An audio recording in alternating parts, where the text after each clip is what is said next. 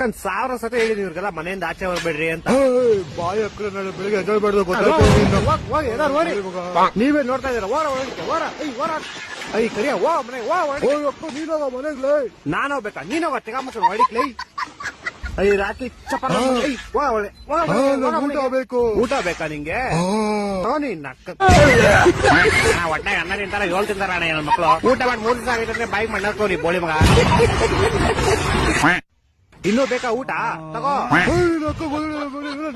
Sweets ಬೇಕಾ ಸ್ವಲ್ಪ? ತಗೋ. ಏನ್ ಗುರೈತಿ? ಏನ ಬಂದ್ ನೋಡ್ಕೊಂಡು ಹೋಗ ಮುಚ್ಕೊಂಡು ಹೊಡಿಕ್ಲಿ.